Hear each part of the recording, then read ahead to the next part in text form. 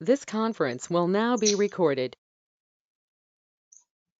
अद्य मंगलवासर अथवा भौमवासरः आषाढ़ कृष्ण द्वितीया दिनांक 7 जुलै 2020 चरकसूत्र सामर्थ्य 25 ग्रस्त शंखं चक्रं जलकान्ततमृतघटं चारुदोर्दिश्चतुर्भिः सूक्ष्मस्वच्छातिहृद्यां मौलिनं भोजनेत्रं कालाम्भोदोज्ज्वलाङ्गं कटितटविलसच्चारुपीताम्बराढ्यं वन्दे धन्वन्तरिं तं निखिलगगनप्रौढदावाग्निलीलम् प्रौढदावाग्निलीलम् ब्रह्मणो हि समारब्धामाश्रेयाद्येषु पूजिताम् अस्मदाचार्यपर्यन्तां वन्दे गुरुपरम्पराम् आयुर्वेदरतं वन्दे मातृवाक्यं महागुरुम् आयुर्वेदामृतं सर्वं शिष्येभ्यो यः प्रदत्तवान् द्रष्टाज्ञानी दृष्टकर्मा कृतकर्मा तथैव च अध्यापकोऽभिषक्श्रेष्ठो महान् संशोधकस्तथा गुणैरेतैः समुदितैः यत्कार्यं प्रतनोति समृद्ध्यर्थं हि कार्यस्य वयं प्रयतामहे सरस्वत्यै नमो यस्याः प्रसादात् पुण्यकल्पः बुद्धिदर्पणसङ्क्रान्तं जगदध्यक्षं मीक्षते आत्रेयं प्रथमं वन्दे आयुर्वेदजगद्गुरुम् आयुर्वेदामृतं सर्वं गृहीत्वा हि सुरेश्वरा अग्निवेशादिकेभ्यो यत् प्रयच्छत् सत्तमः प्रथमं तन्त्रकर्तारम् अग्निवेशं नमाम्यहम्।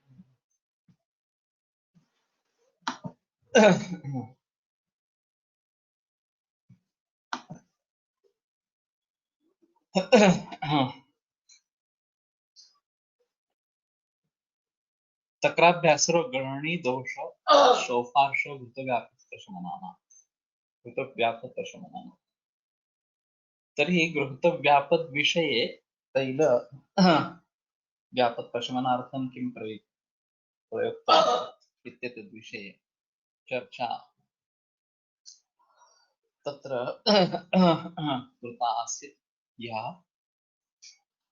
किन्तु अयं तावत् महत्वपूर्णः विषयः यत् कीदृशः स्नेहः अत्र सेव्यः यदि सर्वेषु अपि स्नेहेषु पामतैलम् इति सर्वत्र प्रयुज्यते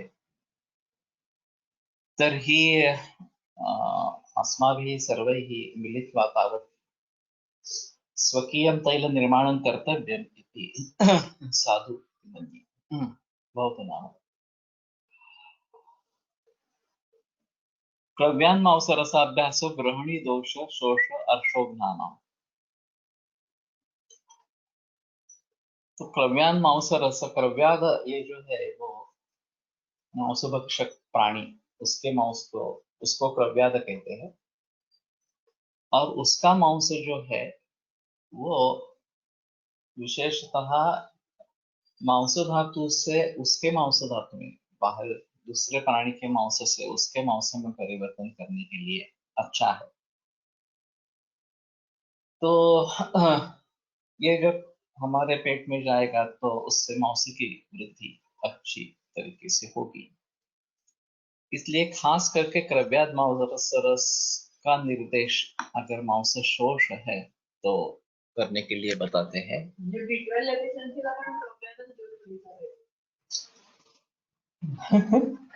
B12 अब नॉनवेज खाना ठीक है। B12 में जो वेजिटेरियन है उनके लिए तो सिर्फ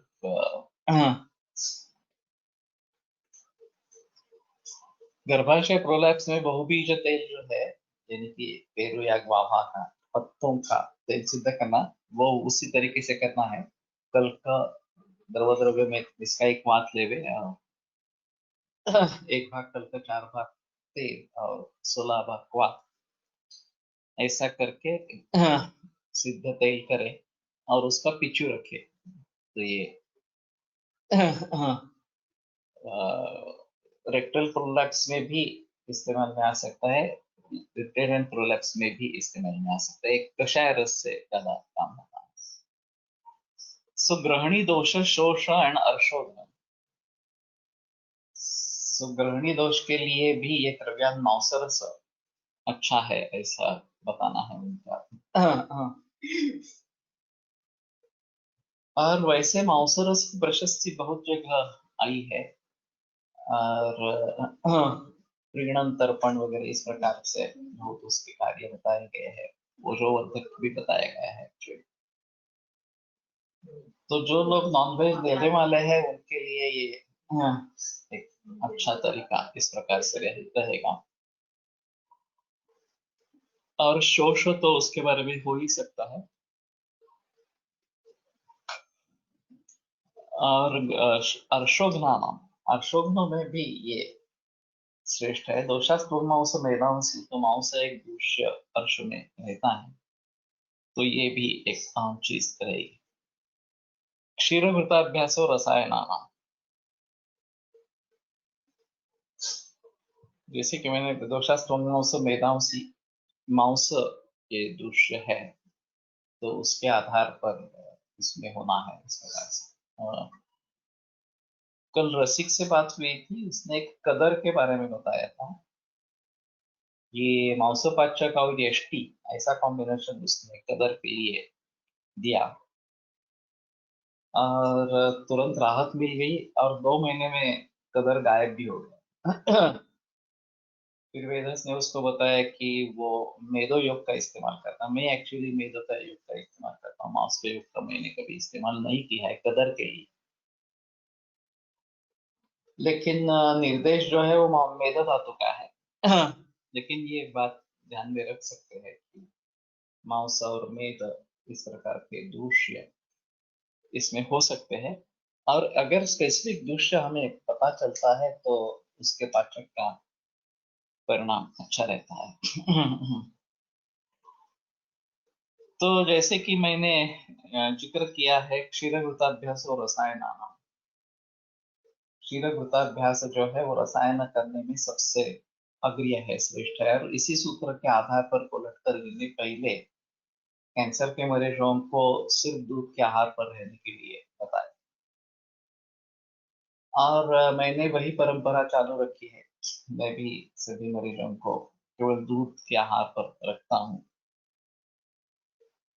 क्षीर घृताभ्यास का एक मतलब लोग ऐसा लेते हैं कि क्षीर और घृत इन दोनों का अभ्यास होना चाहिए, सिर्फ क्षीर का ऐसा नहीं, वो साथ में ले हुए ऐसा भी कुछ लोग कहते हैं। वास्तव में मैं जो उपयोग करता हूँ वो सिद्ध घृत, महाकल्याण के, रक्त कल्याण के घृत इस प्रकार का, और फिर उसके साथ में जो दवा देनी है वो, और फॉलोड बाय गुरुचि सुवर्ण सिद्ध क्षीर इस प्रकार से। तो घृत और क्षीर दोनों इसमें जाते रहते हैं, और कुछ लोगों का कहना है कि अगर वो चाहते हैं तो दूध के साथ घी ले सके, और ये भी एक और चीज इस प्रकार की होती है। For vegetarian people only B12 is the thing, उनके लिए वही वेज का सोर्स है, बाकी कुछ नहीं है। अगर वेगन है तो कुछ भी नहीं है। वेगन डेयरी प्रोडक्ट्स भी नहीं लेते हैं, लेकिन जो दूध ले सकते हैं उसके लिए वो ठीक है। सृजन चिकित्सा मध्ये एक लेख होता, त्या वैद्याने फक्त मांसवाचक काळा घेऊन कदर 50+ रुग्णांमध्ये उपशय मिळवला होता। अच्छी बात है, वो देखना चाहिए मांस दूष्य का संबंध ग्रंथों में है क्या नहीं है, क्योंकि ये काफी मुश्किल होता है। मेरे पास एक मरीज था, उसको ग्रहणी था बेटा, और बहुत कदर भी थे, हर पैर में, पाँवतन में 8-10 कदर थे। तो मैंने सोचा था कि मैं ग्रहणी की चिकित्सा कर लूं, कदर के लिए ऊपर से लगाने के लिए सरचर तेल बताया था, और मैंने चतुर्मुख रस का इस्तेमाल किया। हाँ, और आश्चर्य, ग्रहणी भी ठीक हो गया और कदर भी सभी अपने आप ठीक हो गए। कदर के लिए कुछ करने की जरूरत नहीं पड़ी। तो ये ग्रहणी से उसका कुछ ताल्लुक हो सकता है, ये कहाँ से शुरुआत हुई है ये देखना एक अहम चीज है। मूल रोग क्या है, इस प्रकार से। और फिर उसके लिए जो चिकित्सा रहेगी, तेषां प्रधान प्रशम प्रशम, वो प्रधान का प्रशम हो जाता है तो उपद्रव का भी हो सकता है. मांसे तामसिक कॅटेगरीमध्ये येते. मानसिक स्तरावर याचा विचार कसा करायचा, जसे अन्न तसे मन असे सांगितले आहे जाते.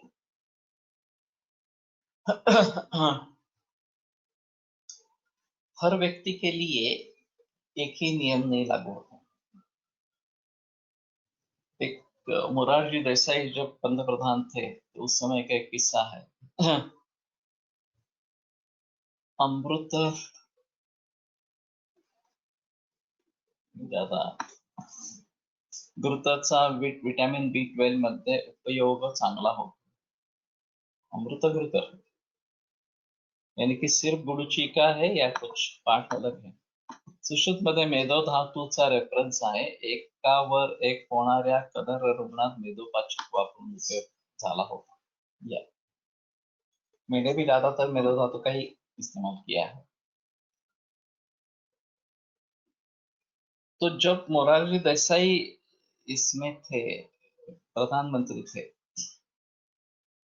तब उन्होंने सभी लश्कर प्रमुखों की मीटिंग आयोजित की थी और उनको बता दिया कि मांस और अल्कोहल ये दोनों मिलिट्री से हटा दिए जाएंगे. तो वो सब अचंभित रहे. तो तीनों उनको जाकर मिले. एक अपने साथ पिस्टल भी लेके गया था. उस समय कैसे लेके गया मालूम नहीं, लेकिन पिस्टल लेके गया. और उन्होंने मोरारजी के हाथ में पिस्तौल रख दिया और बोले हमें मारो. तो बोले ये क्या बता रहे हो, तुम क्या कर रहे हो. नहीं मारो, आपके हाथ में पिस्तौल है, आप मुझे मार सकते हो, तो मुझे मारो. तो मोरारजी कुछ बोल नहीं पाए. तो फिर उस लश्कर प्रमुख ने कहा कि आप नहीं मारेंगे. ये तो मुझे पक्का पता है, इसलिए मैंने आपके हाथ में पिस्तौल क्यों दिया.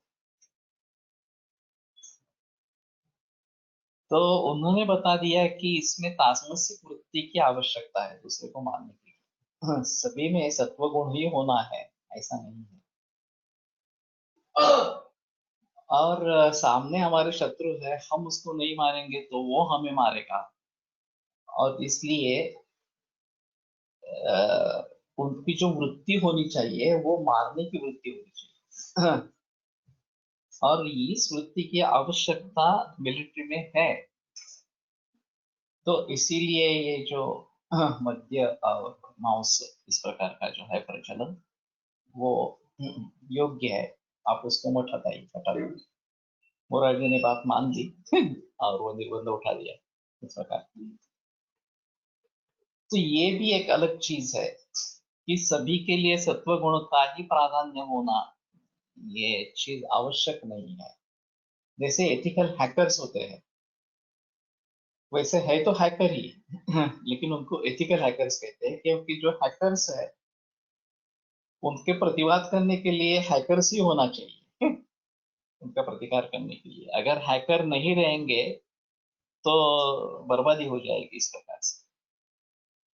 तो उसी प्रकार से यहाँ पे मध्य और ये आवश्यक है. और खास करके हिमालय में जो सैनिक काम कर रहे हैं उनके लिए मध्य आवश्यक है ऐसा. तो हर एक की अलग अलग रीति रहती है. जो विद्यार्जन करना चाहते हैं, विद्या देना चाहते हैं, उनके लिए सत्वगुण का प्राधान्य होना जरूरी है इस प्रकार से. और वो सात्विक जो आहार है उसका सेवन करें, क्षीर घृत वगैरह इस प्रकार से, वो बेहतर इस प्रकार का रहेगा. तो क्षीर घृताभ्यास और रसायनानाम ये मैं काफी कैंसर के रुग्णों में, सभी कैंसर के रुग्णों में उपयोग में लाता हूँ. और जो 1.5-2-2.5 लीटर तक दूध ले सकते हैं, पचा सकते हैं, उनका प्रोग्नोसिस अच्छा रहता है. चाहे थोड़ा पानी।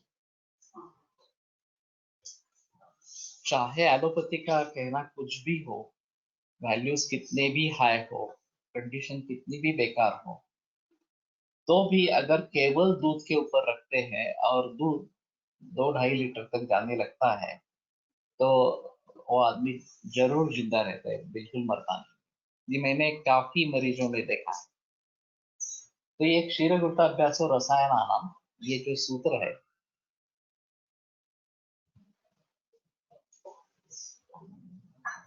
वो अहम है। इसमें तो हम पंचकर्म भी नहीं करवा पाते हैं, डायरेक्टली शुरू कर देते हैं। लेकिन आचार रसायन में भी नित्य क्षीर गुप्ताशीन इस प्रकार का देते हैं, तो ऐसे आचार रसायन भी उसके साथ में हो तो ज्यादा अच्छा इस प्रकार का रहेगा। समग्रत सक्तु प्राशाभ्यासो वृक्षोदावर्त हरण। ये मैं सोच रहा हूँ कि ये एक अहम चीज है। तो समसक्तु प्राशाभ्यास, समग्रत सक्तु प्राशाभ्यास, तो घृत और सत्तू सम प्रमाण में, और उसका प्राश बना के, लेह जैसा बना के, उसका अभ्यास सिर्फ 1-2 दिन करने से नहीं होगा। वो वृक्ष उदावर्त हराना, उदावर्त हर में श्रेष्ठ है, वृक्ष भी है और उदावर्त हर में भी श्रेष्ठ है। तो उदावर्त के कई मरीज मिलते हैं। फिर यहाँ पे सत्तू का मतलब क्या लेवे? हाँ, लाजा लेवे यवकी, या सिर्फ सत्तू यानी कि यव, इस प्रकार से सत्तू बताया गया है तो बेटर ऑप्शन है, इसकी लाजा बनाएंगे। हाँ, इसके बारे में भी सोच ही रहा हूँ, अभी तक किया नहीं है। और एक लाजा बनाना एक मशीन आता है, उसमें डालकर यव डालकर एक बार देखना चाहिए कि इस प्रकार से अगर उसमें से पॉपकॉर्न जैसे, हाँ, लाजा निर्माण होते हैं क्या, और फिर उसका चूर्ण बना के वो उसके साथ मिलेंगे तो ज्यादा बेहतर है। दुग्धाहार मध्ये प्लेन मिल्क जैसे कि क्षीरपाक, वैसे तो प्लेन मिल्क देना है, क्षीरपाक देते हैं सुबह या शाम, या 2 बार देते हैं दिन में। लेकिन प्लेन मिल्क, शक्कर भी नहीं, चाहे तो हल्दी डाल सकते हैं। और जितनी भूख है उतना ही लेने का, और जब भूख लगे तभी लेने का, ये उसमें पथ्य इस प्रकार के है। कुछ लोग इसका विरोध करते हैं कि अमावस्या होती है, दूध कैसे देंगे वगैरह। लेकिन मैं जो बताता हूँ वो भूख लगने पर ही, और जितनी भूख है उतना ही दूध देना है, तो इससे आपत्ति नहीं होती। साविचाला है नहीं तो अपेक्षित। दूध के साथ अगर देना चाहते हैं तो देते हैं बाद में, लेकिन शुरू में तो दूध का ही जिक्र करते हैं। ओनली दुग्धाहार is indicated in which other valleys. उधर में ही है ना, षण्मासान क्षीरवृद्धि स्यात्, 6 महीने के लिए, 6 महीने तक दूध पर रहने के लिए बताया गया है। अभी लिवर सिरोसिस को जो पेशेंट मिलते हैं, जातोदक वाले, चाहे मद्यपान से हो या टेंशन से हो, तो उनमें तो दूध पे ही रखना पड़ता है, तभी सफलता मिलती है। तो इसी सूत्र का आधार लेकर 6 महीने तक तो कम से कम कर सकते हैं। लेकिन आगे भी अगर करना जरूरी है तो आगे भी रखते हैं, नहीं तो आगे 2 लीटर तक दूध और बाकी आहार शुरू करते हैं जो ऑर्गेनिक इस प्रकार का हो, दाल चावल वगैरह इस प्रकार से। सो समसप्तु, समकृत सक्तु प्राशाभ्यासो, समकृत सक्तु, इनका प्राश जो बना के, ये मैं सोच रहा हूँ कि इस्तेमाल में लाए इसको। तैलगंडूषाभ्यासो दंतबल रुचिकराणाम,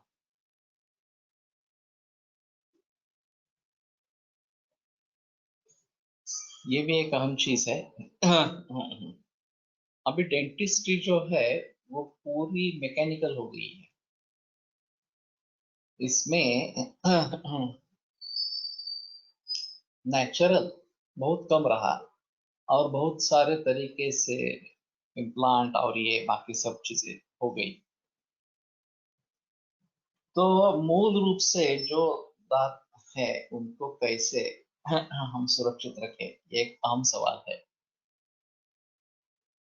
और ज्यादातर जो तकलीफें होती है वो दो दांतों के बीच इन्फेक्शन शुरू हो जाता है, और फिर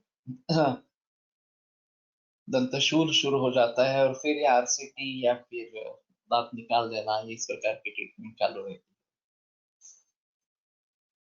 तो दांतों की स्वच्छता भली भांति हो, और मसूड़े जो है वो सशक्त रहे, इसके बारे में करना है, सोचना है।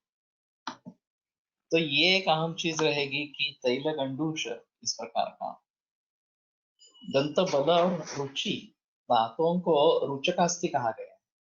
रुचि निर्माण करने में दांतों का संबंध है। अभी फिलहाल मुझे एक याद आया, मेरे एक मरीज रुचि के लिए बहुत दिनों से मुझे बता रही है कि वो लक्षण कम नहीं हो रहा, कम नहीं हो रहा, इस प्रकार से। तो शायद ये तैल गंडूष उसका अभ्यास।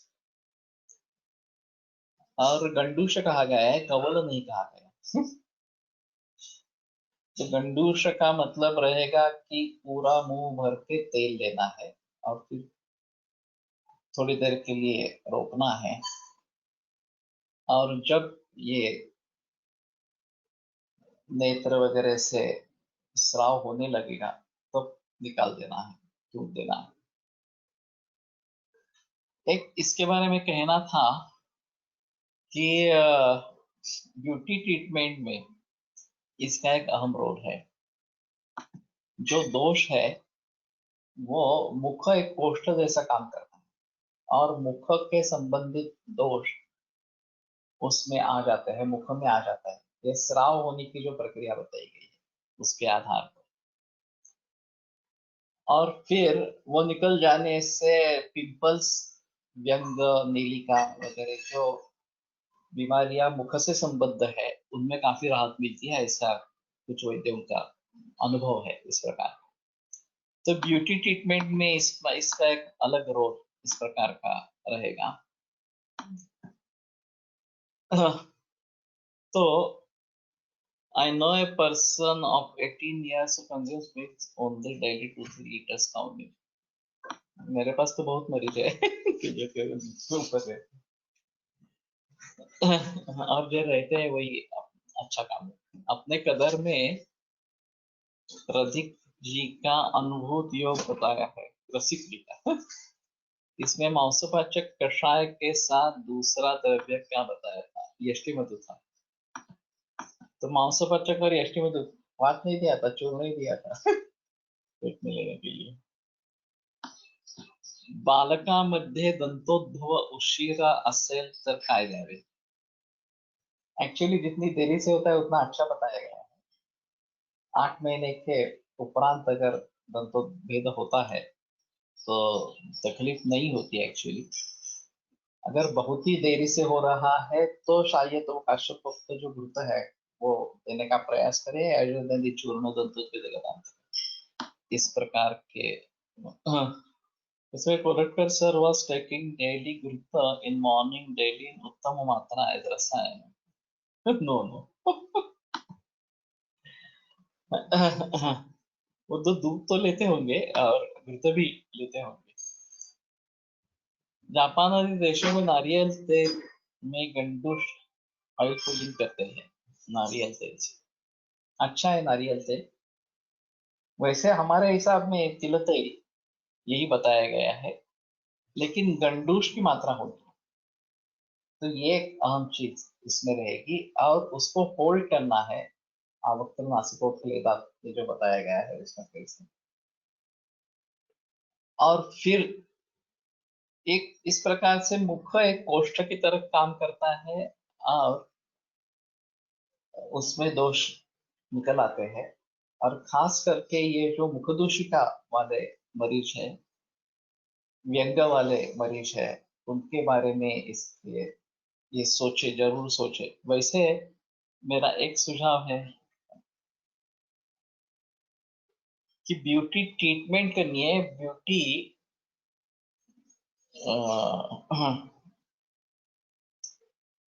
जो पार्लर की ट्रीटमेंट ज्यादा नहीं करनी है, ब्यूटी ट्रीटमेंट करनी है। हाउ गंडूशा हेल्प्स इन व्यंग, नीलिका, मुखदोषिका एक्सेट्रा। मैंने बताया अभी कि वो मुख एक कोष्ठ जैसा काम करता है, और जैसे हम वमन के लिए दोष आमाशय में लाते हैं और वमन कर देते हैं, गृहिणी में लाते हैं और विरेचन करवा देते हैं, बस्ती में अगर पक्वाशय में वात आ जाता है तो उसका बस्ती से निर्धारण हो सकता है। तो उसी तरीके से ये मुख एक प्रकार से काम करता है। और नासा ही शिरस्व द्वार में तो बताया गया है हमें, तो नासा का उपयोग तो कर ही सकते हैं नस्य का, उसके बारे में संदेह नहीं है। लेकिन गंडूश इस प्रकार से काम करता है, ये भी एक अहम चीज है। 2-4 चमचे तेल तोंडात धरून ठेवायला सांगूनही चांगला उपयोग होतो। हाँ ठीक है, अगर कवल भी करेंगे तो भी होगा उपयोग 1-2 चम्मच इतना। लेकिन अगर मुंह पूरा भर ले तो वो बेहतर इस प्रकार का रहेगा, और तब तक होल्ड रहना है। दंत दंतोद्भवासाठी रजन नदी चूर्ण है, काश्यपोक्त घृत है, वहां पुस्तक तंत्र में जाकर देखो, बालोपचरणीय में तो काफी इसके बारे में मिलेगा। वैसे दंतोद्भेद गदांत तक एक दवा मिलती है, और चातुर भद्र इसका इस्तेमाल काफी अच्छा होता है, वो लोग करते रहते हैं, ऐसा है। तो दंतबल रुचिकराणाम, दंतबल के लिए हमें ये थोड़ा सा सोचना है। दंत हर्ष के लिए तो तैल गंडूश बहुत अच्छा कार्य करता है। अभी जो सेंसोडाइन वगैरह इस प्रकार के जो टूथपेस्ट का जिसमें जिक्र होता है, वहां अगर दंत हर्ष में तैल गंडूश अच्छा काम करता है। ये शेंडे सर गिरीश और तैल इसका दंत मंजन करने के लिए बोलते थे, सेंसिटिविटी के लिए, तो उसका भी काफी अच्छा रिजल्ट आता है। तेलात पानी मिसळावे का? नहीं, actually only oil is to be use, सिर्फ तेल का इस्तेमाल करें। सेन्सिटिव्हिटी, दंतहर्ष, दंतचाल व यामध्ये वाग्भटाने तिळकाल उदकचा वापर करावा असा उल्लेख है। तो एक रसायन में बताया गया है, रात में काले तिल खाकर, चबा के खाकर उसके ऊपर ठंडा पानी पीना है, ऐसा बताया है। पर्टिकुलरली ठंडा पानी बताया है, और ये रसायन बताया गया है। तो हम सभी करें, अच्छा है। बाकरे सर भी इसका जिक्र करते थे, वो तिला और उसके साथ में और कुछ करते थे। वेरिकोज वेन्स मध्ये पण गंडूश सजेस्ट करता, थोड़ा अजीब है।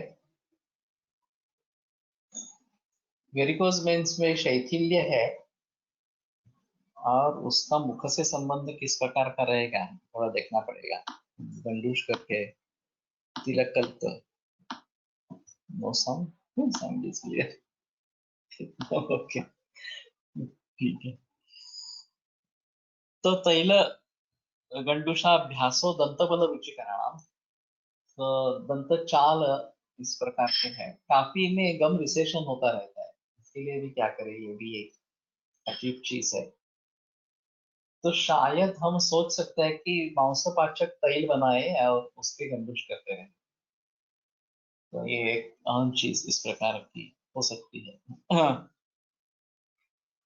चंदनम दुर्गंधहर दाह निर्वापन लेपनाना, तो चंदन जो है वो दुर्गंधहर, दुर्गंध का नाश करने में, दाह निर्वापन, जो दाह है उसका शमन करना, और लेपन, उसमें दाह निर्वापन जो लेपन है इसमें श्रेष्ठ इस प्रकार का। तो चंदन वैसे भी लोगों को मालूम है अरिमेदादी तेल अवेलेबल में बी यूज फॉर गंडूश। ये अरिमेदादी मैं भी इस्तेमाल करता हूँ। इरिमेदादी नाम से मिलता है, अरिमेदादी नाम से मिलता है, देखना चाहिए। मैंने इरिमेदादी लिख के दिया है आज तक, लेकिन ठीक है। तो वो गंडूश के लिए इस्तेमाल कर सकते हैं, लेकिन वो बहुत छोटे पैक में आता है। अगर गंडूश जैसा करना है तो बड़ा पैक होना चाहिए, मालूम नहीं मिलता है, नहीं मिलता है इस प्रकार से। और लोगों को ये कल्पना थोड़ी अजीब लगती है कि इस प्रकार का तेल फेंक देना, थूक देना इस प्रकार से। लेकिन ठीक है, अगर ये हाँ, साउथ में अरिमेदारी 200 ml वैद्य रत्नम। ओके, तो ये काफी अच्छा इस प्रकार का है। चंद्रप्रभा वटी च्या फलश्रुतीमध्ये दंतरोग आहे, तर त्याचा यूज कसा करावा? ये मैंने किस्सा सुनाया था कि मैं ताराचंद अस्पताल में इंटर्नशिप कर रहा था, गायनेक वार्ड में ड्यूटी थी, नाइट ड्यूटी थी। और एक 12 साढ़े 12 बजे एक औरत आई, किसी प्रसूता स्त्री की माँ थी, और बोली मेरा दांत बहुत दुख रहा है, तो कुछ दे दो उसके लिए। तो हाउसमैन था, उसने देखा तो एलोपैथी में कुछ भी नहीं था देने लायक। यानी कि पूरा कपाट खाली था।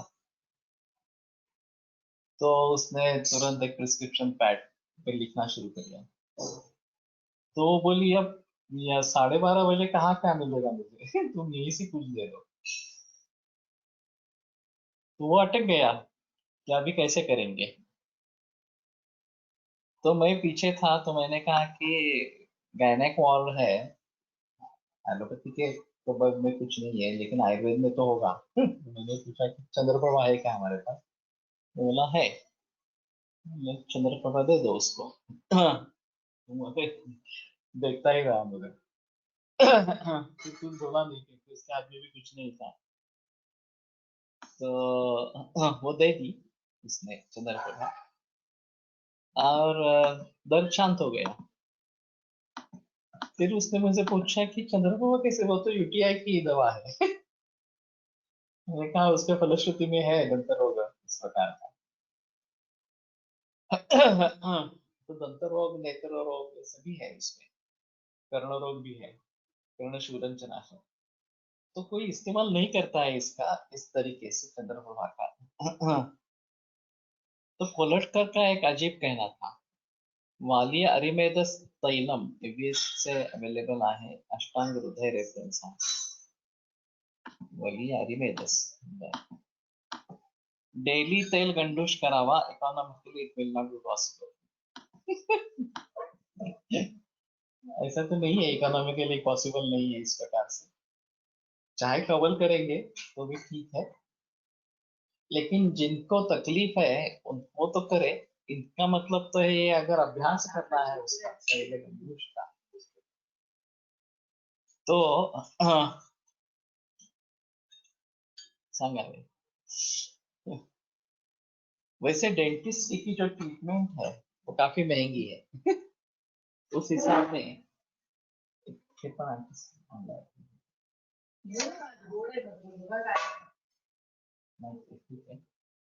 तो उस हिसाब से देखा जाए तो इकोनॉमिकल है नहीं है, ये मुद्दे अलग इस प्रकार से हो जाते हैं। वहाँ बलसाड़ वागलदरा जो कैंसर का अस्पताल है, वहाँ एक अलग कक्ष है गंडूर के लिए। गोमूत्र दिया जाता है, और गोमूत्र से गार्गल करने के लिए कहते हैं। ओरल कैंसर जो है सभी को भेज देते हैं वहां पे। तो कफवात प्रधान है तो उसका फायदा जरूर होता है इस प्रकार से।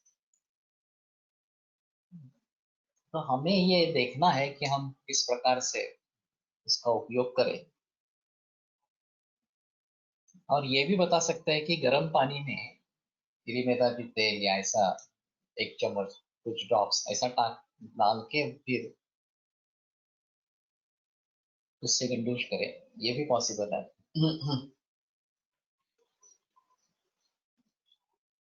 मधु से गंडूश कर सकते हैं, वैषध्य निर्माण करने वाला इस प्रकार का है मधु जल, मधु और जल।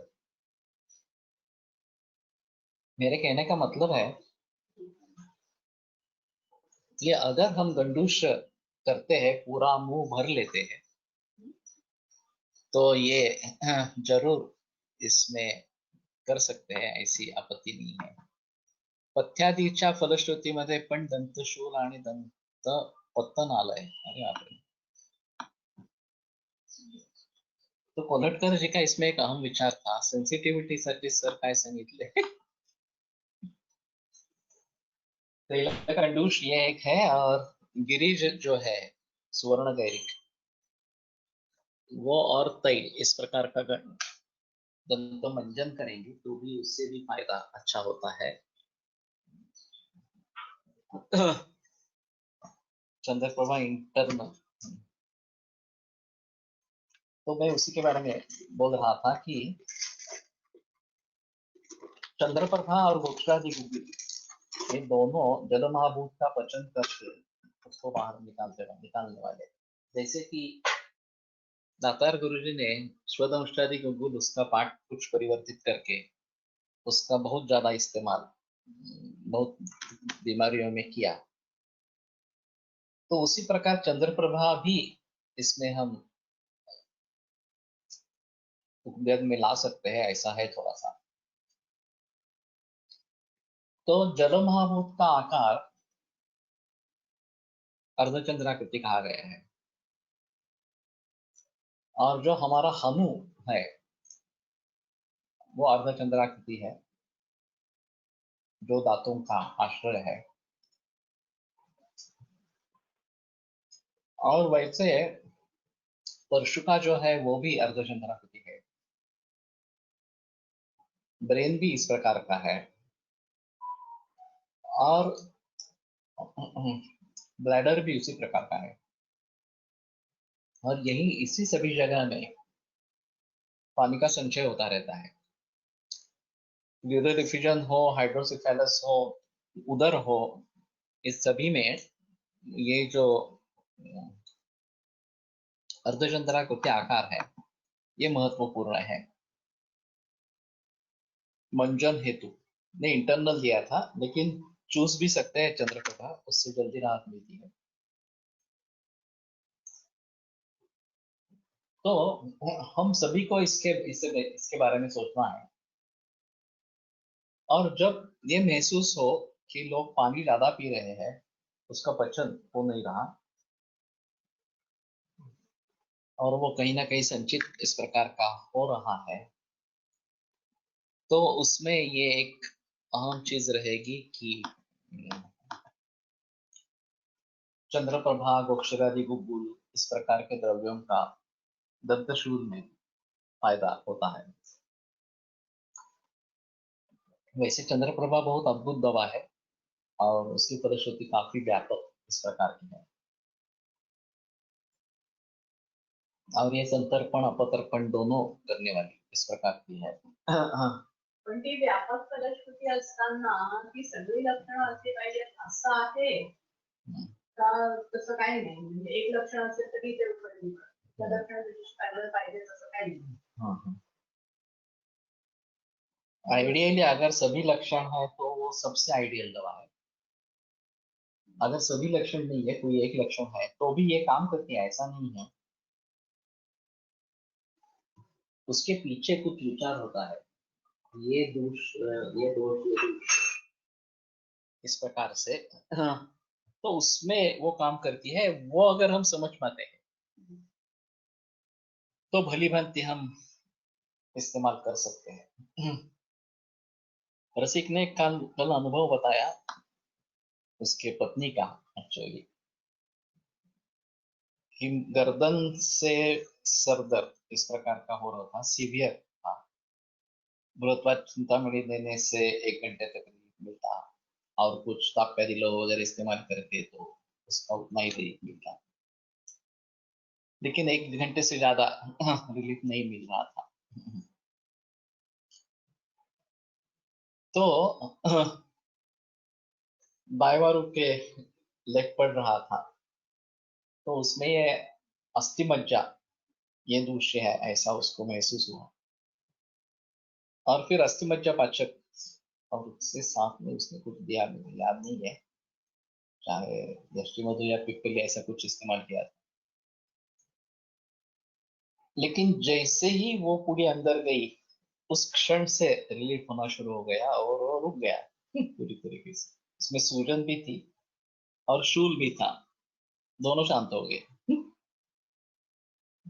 तो ये एक अहम चीज है, अगर हम सही दवा दे पाते हैं तो तुमच्या अनुभवावरून मी सुद्धा पेशंट मध्ये वापरला आणि चांगला रिझल्ट मिळाला। सध्या डेंटिस्ट ट्रीटमेंट कॉस्ट प्रचंड आहेत, त्या मानाने तैलगंडूश खर्च काहीच नहीं। विदेशों से लोग यहाँ पे डेंटिस्ट की ट्रीटमेंट करवाने के लिए आते हैं, विदेशों में तो और भी महंगी है। मेडिकल मुंबई महानगरपालिका हे शिवसेनेला अवघड आणि बीजेपी शिवाय तो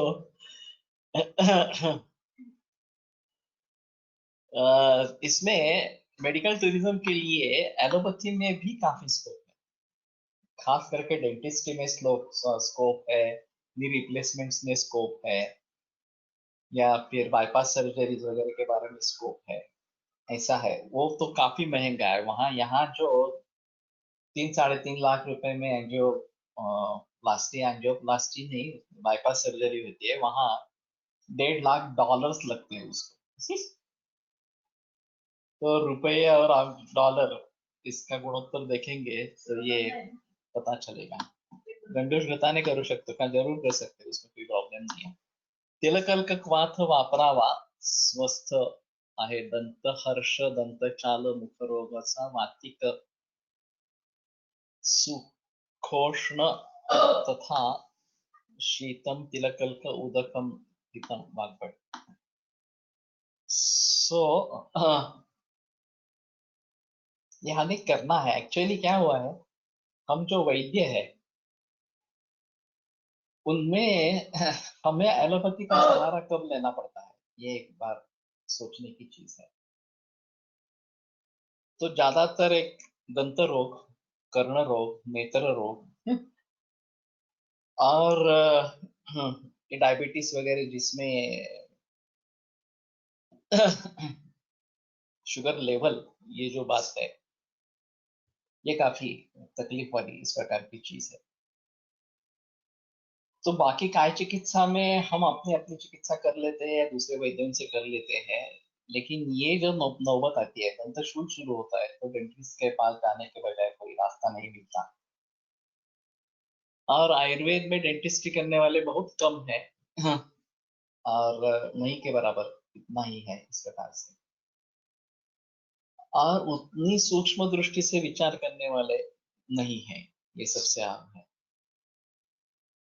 तो ये दंत, नेत्र, कर्ण, नेत्र के बारे में अभी काफी लोग निर्माण हो रहे हैं और चिकित्सा कर रहे हैं, लेकिन कर्ण के बारे में भी ऐसी स्थिति हो जाती है और दंत के बारे में भी ऐसी स्थिति हो जाती है। सो हमें इसके बारे में कुछ सोचना है। प्रिवेंटिव मेजर्स अगर हम ज्यादा ले सकते हैं तो ये बेटर इस प्रकार का होगा। Being Dante and Rasayana can be used भृंगराज तैल और गंडूश, हो सकता है इसमें, ये इजीली अवेलेबल भी है, लेकिन सिर्फ भृंगराज का होना चाहिए। अभी ब्राह्मी, आंवला, भृंग सभी का इकट्ठा मिलता है। अगर आपको शीत उष्ण इसका विचार करना है तो ब्राह्मी, आंवला ये जो है वो शीत कैटेगरी में जाएंगे, और ये भृंगराज जो है वो उष्ण कैटेगरी में जाएगा। सर आमाशय पण अर्धचंद्राकृती आहे. अच्छा सुझाव है. तो उसके बारे में सोचेंगे. ये पण अर्धचंद्राकृती जरा है. याच्यावरून असं एक मुलांचा विचार कसा करावा म्हणजे त्याच्यावरती आकारावर नाही जसे कोडाचं आणि पंचमूर्ती त्याच्यावर घ्यायचं तसं आता ज्या औषधी विचार करायचा तो हा मांसापर्यंत चालेल हा मांसापर्यंत चालेल असे वेगवेगळे विचार कसे करायचे रोग के अनुसार होते हैं. जर यदि दूष्य स्पेसिफिक बताया गया है और हमारा डायग्नोसिस उस रोग का है तो आपत्ति नहीं है दूष्य निश्चित करने के लिए. दूसरे चीजों में स्वतःदृष्टि कारण स्वतःदृष्टि लक्षण इनको ध्यान में रखते हुए उसका निर्धारण करना है. तिलकल्क कोष्ण क्वाथ गंडूषसाठी कृष्ण तिल वापरावे की श्वेत. एक्चुअली श्रेष्ठ जो बताया गया है वो कृष्ण तिल श्रेष्ठ बताया गया है. तो उनका इस्तेमाल बेहतर है. नहीं मिलते हैं तो श्वेत या रक्त इस प्रकार के. तिल गंडूष ही बताया गया है इसलिए पानी नहीं बताया. ग्रंथों में जो है तो तैल गंडूष इस प्रकार का ही बताया गया है तो बेहतर है वही करे. मुखपाक मध्ये वापरू शकतो का? शर्करी डावांसाठी वेगळंच लिहिलेलं आहे आणि गंडूसाबद्दल वेगळंच लिहिलेलं आहे. तर ते दंतकाष्ठ ते जे सांगितलेलं आहे सुरुवातीला ते चावणं हे जाताना काहीतरी वेगळं काहीतरी करत असलं पाहिजे. गंडूचे वेगळं काहीतरी करत असलं पाहिजे आणि ती आपली स्टुडंट ती काळे तीळ चावून खायला खाणं असं आलेलं आहे रात्री काळे तीळ खाऊन गार पाणी पिणं. चरवण हा भाग काहीतरी वेगळाच करतो ना म्हणजे ते काय अडकलेलं निघण्यासाठी उपयोग करतो का असं एक वेगळं. वो जो प्राचीन तरीका है एक्चुअली सभी जगह भक्षय ये प्रयोग है दंत धावन के बारे में. और हम भक्षण नहीं करते वो थूक देते हैं वास्तव में. तो ये मेरे मन में ये शंका बहुत बरसों से है कि कहीं भी थूक देना निष्ठीवेत ऐसा नहीं है. नाही भक्षण होतच ना त्याचं थोड्या प्रमाणात जातो. जातो तो कडू चव किती वेळा राहते किती वेळा अनुभवलंय आता किती इतरांना नाही कळू लागले पण मला ना. ओके. मुखपाक में ये तो कर सकते हैं उसमें कोई संदेह नहीं लेकिन मुखपाक में वातज पित्तज कफज ऐसा थोड़ा सा होता है. पित्त तक ज्यादा होता है लेकिन वात भी होता है. दंत भंजनासाठी बेस्ट मिक्सचर कोणते बताना मुश्किल है. बहुत सारे हैं. आप आमाशय उभय स्तन नाभी मध्ये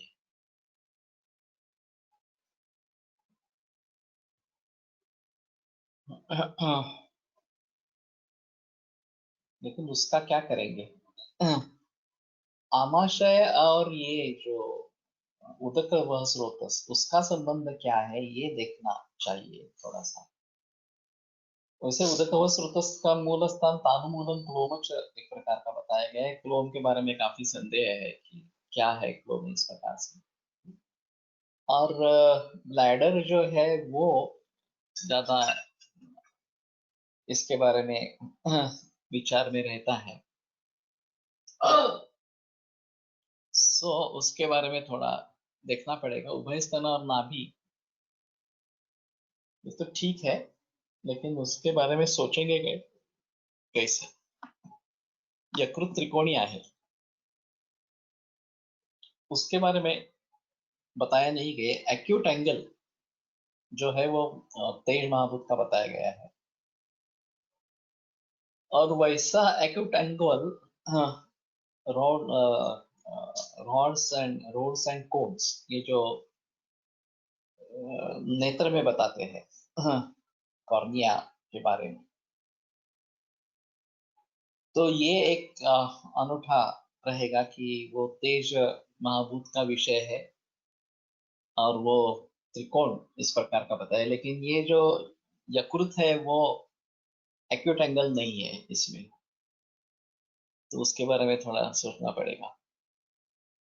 अर्धचंद्राकृति कैसे. यकृत के बारे में अंदर से अर्धचंद्राकृति नहीं बता रहे हैं. चंद्रप्रभा ही उदावर्तजन्य गर्भाशय स्त्रीणाम आर्तवरुजाम किंवा मूत्रमार्ग अवरोध यामुळे दंतशूल असेल तर वापरावे का? इसमें तो संदेह नहीं है, इसमें उपयोग करना ही है, लेकिन उदकः स्रोत से संबंधित या शुक्र से संबंधित जितने भी विकार है उसमें चंद्रप्रभा इस्तेमाल में लाई जाती है। शुक्र के साथ आर्त ये भी आएगा। सामान्यतः दंत मूलगत रोग हे शोणित निमित्त आहे, रक्त और शोणित, रक्त और मांस दोनों से है, आणि दंतरोग हे वातनिमित्त असतात। त्यामुळे मी बऱ्याच वेळेस पथ्यादी, कैशोर, विदार्यादी, मयोगु असे वापरले आहे। दंतशूल व इतर दंतरोग प्रायः उपशय त्वरित मिळतो। तो ये सही है कि इसमें वात का है, और उपकुश वगैरह जो मांस, दंत मांस के संबंधित विकार है वो रक्त और मांस के दृश्य के आधार पर इस प्रकार के है। तो ये जो कॉम्बिनेशन है पथ्यादि, कैशोर, विदार्यादि, मयो, तो ये देखना पड़ेगा। पथ्यादि के फलश्रुति के बारे में मुझे पता नहीं था, तो वो भी देखिए एक बार किस प्रकार की है। तो त्यासोबत दिवसातून 2 वेळेस अरेमेदस, पिचू आणि गंडूश पण सांगतो। ठीक है। क्षार तेलाच्या फलश्रुतीमध्ये नासारोग, कर्णरोग, दंतरोग पण आहे, पण फारसा वापरात नाहीये। कोणत्या अवस्थेमध्ये वापरता येईल? ये नासार्श में क्षार तेल का इस्तेमाल कुछ लोगों ने किया है और उससे उसका क्षरण होता है, या ऊपर से लगाने के लिए भी करते हैं इस प्रकार से क्षार तेल का। तो जहां अवरोध जन्य संप्राप्ति है वहां इसका उपयोग कर सकते हैं। गर्भाशय त्रिकोणीय है या, तो त्रिकोण के बारे में जरा बताना मुश्किल है अभी कि उसका क्या रहेगा, कैसे रहेगा इस प्रकार से। शिवस्वरोदय योगा का ग्रंथ है शिवस्वरोदय, इसमें महाभूतों के आकार के बारे में बताया। नस्य एक महत्वाचा उपक्रम आहे सर्वच ऊर्ध्वजीवत्रवत विकार, वो तो सही है। दंतहर्ष तथा दंतभेदे तिल यष्टि मधुश्रित क्षीर गंडूष धारण वाकवट।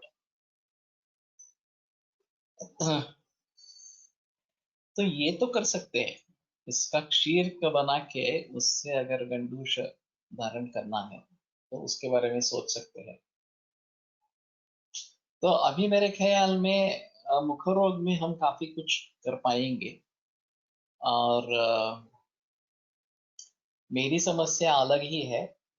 ये ओरल कैंसर जो है इसमें काफी वुंड्स होते रहते हैं और वो फंगेट होते हैं, उसको बहुत पीड़ा होती है। तो इसके बारे में कैसे करेंगे, ये एक चीज इसमें है। और फक्त पथ्यादी वापरले तरी दंतशूलमध्ये उपयोग होतो। एका पुडीमध्ये उपशय मिळतो। अनुपान गूळ व कोमट पाणी। वैसे गुड़ जो है वो सूक्ष्ममूत्र शकृत गुड़ा इस प्रकार का है, मूत्र और शकृत दोनों का निष्कासन करने वाला है। मांस मध्ये क्षार तेल लावू शकतो ना? मस मध्ये लगा सकते हैं, लेकिन मस कहीं भी बाहर भी हो जाए। हृदय त्रिकोणी आहे, नहीं वो जो बताया गया है वो अधोमुख इस प्रकार का कमल जैसा बताया है। और जागृतस्तद विकसति स्वपतश्च निमीलति, ये एक अजीब चीज हृदय के बारे में बताई है। और द्रिवा प्रबुद्धते अर्केण हृदय पिंडोरीकवत्, वो सूर्य के जरिए वो विकसित हो जाता है। नक्लेदं उपगच्छन्ति देवा तेना से धातः, और उसी के कारण दिन में धातुओं में क्लेद नहीं होता है, ऐसा बताया गया है। एक बार इसके बारे में जरूर सोचे कि ये जो सब अवयव है उनके आकार किस प्रकार से है और उसका महाभूतों से अगर हम कुछ तालमेल बना सकते हैं तो शायद कुछ एक अलग सामने आएगा, दृश्य सामने आएगा. डेंटल प्लेक काढून टाकण्यास क्षार तेल वापरता येईल. ये काफी हार्ड होता है और डेंटिस्ट को भी काफी परिश्रम करने पड़ते हैं इसको निकालने के लिए. और फिर से बनता रहता है. इनका एक कहना था, बात शेंडे शास्त्री का, कि ये कफ के कारण होता रहता है. स्त्यानत्व अगर रहेगा कफ में तो ये तकलीफ देता है. और वो गुड़ुची चूर्ण का दंत धावन बताते थे, बहुत सॉफ्ट इस प्रकार का, लेकिन तिक्तरस होने के कारण वो शुद्ध करता है कफ के, ये स्त्यान गुण को कम करता है और ये टार्टर बनने की प्रोसेस कम हो जाती है. तो ये भी एक अहम चीज इस प्रकार का है. त्रिकोण का गोक्षुर से संबंध हो सकता है क्या सर? मुख व्रण मधुगंडूष वाग्भट. हाँ, मधु का मैंने एक्चुअली इस्तेमाल नहीं किया है, लेकिन करेंगे. मैं त्रिफला वगैरह या फिर निम्ब गुड़ुची अर्बुद में जो आया है, निम्ब और गुड़ुची वाक का गंडूष, उसका इस्तेमाल करता रहता हूँ. हृदय त्रिकोणी नाही. राजनिघंटूमध्ये सुद्धा महाभूताचे शेप सांगितले आहेत. डायरेक्टली नाही, पण स्पेसिफिक महाभूताच्या भूमीमध्ये तिथले पाषाण त्या महाभूताच्या शेप सारखे असतात. की जी आग्नेय भूमी त्रिकोणी पाषाण, जलप्रधान अर्धचंद्राकार. अजीब रेफरेंस है. राजनिघंटू. तो ठीक है, लेकिन ये दोनों जुड़ने वाले हैं. जो योग के किताब में आया है वही इसमें भी है, तो ये हमारे लिए एक अच्छा रेफरेंस बन सकता है.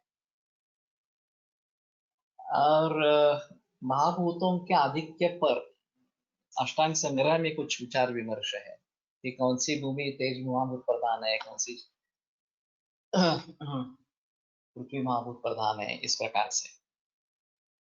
और फिर उसमें फसल कौन सी अच्छी आएगी इसके बारे में हम सोच सकते हैं. वैषेद्यं जनयत्या सुसंतताति मुखे व्रणान्तः तृष्णा प्रशमनं मधुगंडूष धारणम्. तो ये इसके बारे में जरूर सोचेंगे. अभी मैंने वो इसके बारे में सोचा था कि कुमारी का घृत बना के उसका शतधृत घृत बनाएंगे रेडिएशन के बाद लगाने के लिए. भी वो भी बनाना है एक्चुअली. टार्टर साठी सोडाने दात घासायला सांगत शेंडे शास्त्री. लेकिन ये अम्लता उसमें ज्यादा है तो एक ज्यादा अच्छा है. गुळवेल तो सैंधव डेली दंत धावन वैद्य प्रभाकर शेंडेने सांगितले होते, तो रोज वापरतो. ओके. दात की पुष्पचूर्ण विळंग व जंबूबीज चूर्ण मधातून प्रतिसारण असा थिसिस झाला आहे ओरल सीए मध्ये. थिसिस बाय वैद्य अभिजित गोखले नाशिक. छान रिझल्ट आहेत म्हणे. काय करायचं? दातकी पुष्प विडंग और जंबूबीज चूर्ण मधातून प्रतिसारण. एक कशा है ओरल कैंसर. तो ठीक है, इसके बारे में तो देखेंगे अगर इसका भली भांति इस्तेमाल कर सकते हैं. जम्बू बीज, धाती विडंग आणि जम्बू बीज चूर्ण मधातून प्रतिसारण. तो ओरल कैंसर की प्रॉब्लम बड़ी है, तो उसमें इसके बारे में हम जरूर सोच सकेंगे. ठीक है, अभी यहीं पे रुकते हैं. कल इसके बारे में मिलेंगे. आज दोपहर में 3:30 बजे ये योग सूत्र का अध्ययन होगा, तो उसमें भी ज्वाइन हो जाए. उसकी लिंक अलग है, ये लिंक अभी वहां नहीं चलेगी. दूसरी लिंक वैभव इसने विलोम ने भेजी है, तो वो लिंक देखें। आयुर्वेद प्रकांडो निगदितैः हि शल्यतंत्र प्रधानः शिष्येभ्यः शाश्वतोऽयं निखिलजनकृपा व्याप्तचित्तेन येन आयुर्वेदस्य वाञ्छन् पुनरपि भुवने काञ्च सुष्ठु प्रतिष्ठां श्रेष्ठं धन्वन्तरिं तं प्रणमतु च सदा वैद्यवर्गो हि नूनम् वैद्यवर्गो हि नूनम्। योग सूत्र का जो फ्री है, कोई भी कर सकता है। मेरी भी एक मरीज करने वाली है, वो काफी बुरी औरत है, लेकिन वो भी सुनने वाली है। तो जिस किसी को आप बताना चाहते हैं वो बता सकते हैं, उसमें कोई प्रॉब्लम नहीं। वो लिंक शेयर करें।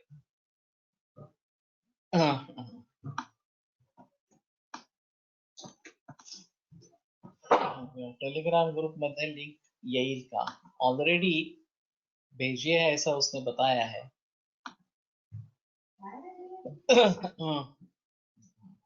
ओके, तो यहीं पे रुकते हैं।